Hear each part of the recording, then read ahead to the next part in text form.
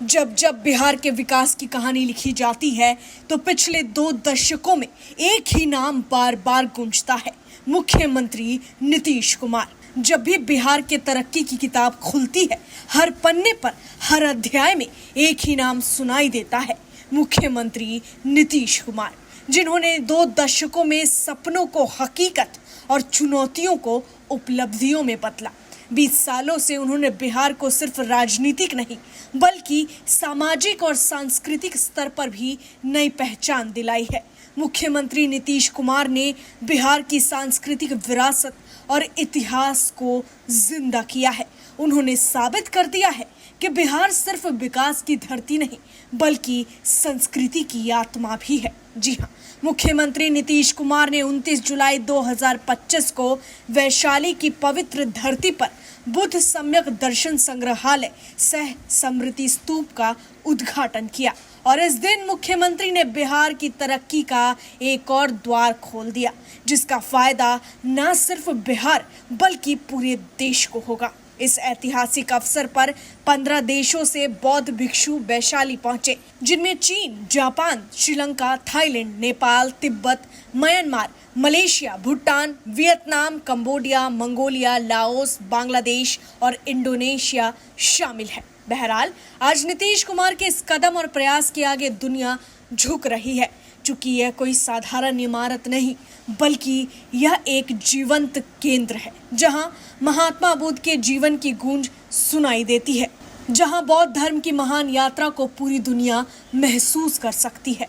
72 एकड़ में फैला ये परिसर वैशाली के पवित्र पुष्करनी तालाब और प्राचीन मार स्तूप के पास बनाया गया है।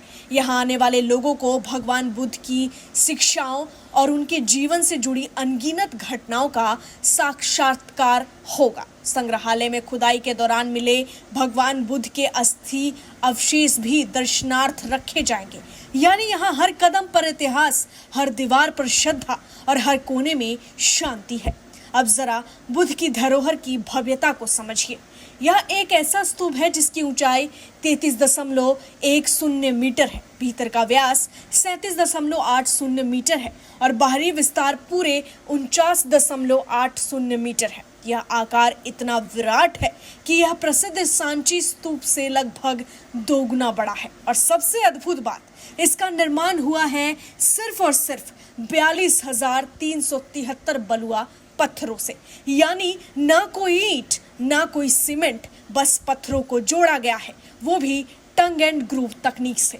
यही नहीं, इसे आधुनिक भूकंप रोधी तकनीक से भी मजबूत बनाया गया है ताकि यहाँ आने वाले हजारों वर्षों तक यह सुरक्षित रह सके, क्योंकि यह सिर्फ सांस्कृतिक धरोहर का विकास नहीं है, ये है मुख्यमंत्री नीतीश कुमार की विश्वास की गारंटी। बहरहाल इस रिपोर्ट में आप इस परिसर की और भी अनगिनत भव्यता के बारे में जानिए, जहां इस परिसर के चारों ओर लिली पोंड की खूबसूरती है जो हर कदम पर आंखों को सुकून देती है। साथ ही मूर्तियों और बागवानी की कलात्मक सजावट जो स्थल को सिर्फ दर्शनीय ही नहीं बल्कि जीवंत अनुभव भी बनाती है।